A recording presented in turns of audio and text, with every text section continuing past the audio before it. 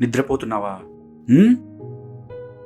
చూడు, ఈరోజు నువ్వు నన్ను ప్రశ్నలు అడగట్లేదు, అవమానించట్లేదు, పనికి మాలిన వాడిలా చూడట్లేదు.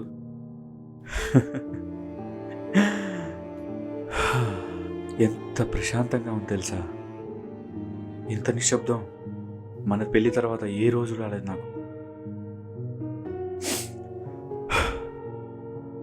నేను నిన్ను ప్రేమించాను, అందుకే ప్రతి మాటని భరించాను, ప్రతి అవమానాన్ని అడ్జస్ట్ అవ్వాలి అనుకున్నాను.